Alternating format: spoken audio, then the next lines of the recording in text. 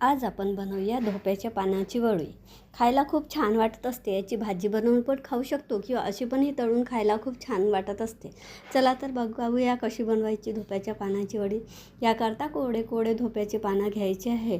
ती स्वच्छ धुवून घ्यायची व जे देठ असते ते तोडून घ्यायचे आहे. यानंतर आपल्याला यामध्ये 2 लिंबू लागणार आहे. धोप्याचे पानं हे गळ्याला खाजवत असतात, त्यामुळे याच्यात आंबट पदार्थ टाकणे गरजेचे असते. याकरता 1.5 वाटी बेसन घेतली आहे. त्यामध्ये तिखट, हळद, गोडा मसाला, अद्रक लसूण पेस्ट, थोडासा कढीपत्ता आणि चवीनुसार मीठ हे संपूर्ण साहित्य टाकून आपल्याला याचा पातळ घोळ बनवायचा आहे. हा घोळ आपल्याला खूप जास्त पातळ पण बनवायचा नाही आहे. हे जे 2 लिंबू आपण घेतले होते त्याचा रस पण यामध्ये टाकायचा असेल. लिंबू नसेल आपल्याकडे तर तुम्ही यामध्ये आमचूर पावडर किंवा चिंचेचे पाणी पण टाकू शकता.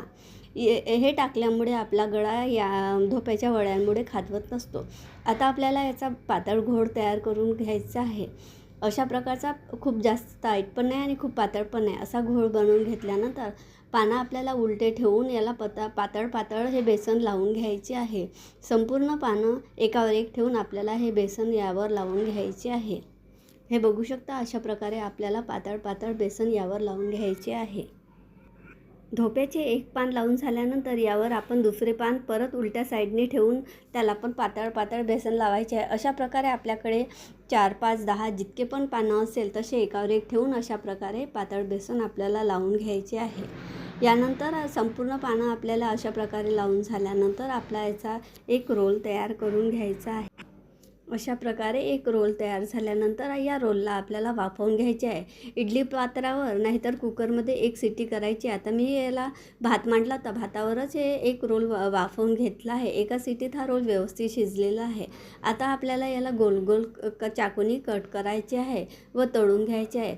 अशा प्रकारे आपला हा धोप्याच्या पानाचे वड्या तयार होत असतात.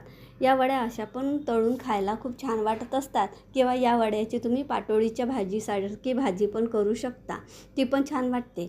किंवा याला फोडून आपण बेसनाप्रमाणे पण याला आपण भाजी फोडणी घालू शकतो. तुम्ही नक्की करून बघा. अशा प्रकारच्या धोप्याच्या पानाच्या वड्या खायला खूप चविष्ट वाटत असतात. आता या वड्या मी गोल्डन ब्राऊन होतपर्यंत तळणार आहे. हे बघू शकता, अशा प्रकारे तेलामध्ये आपण डीप फ्राय करू शकतो किंवा शॅलो फ्राय पण करू शकतो. अशा प्रकारे ह्या वड्या गोल्डन ब्राऊन होतपर्यंत तळून घ्यायचे आहे. अशा पण ह्या खायला खूप छान क्रंची वाटत असतात किंवा याची भाजी पण आपण करू शकतो. तुम्ही एकदा नक्की करून बघा. अशा प्रकारच्या धोप्याच्या पानाच्या वड्या खायला खूप चविष्ट वाटत असतात या.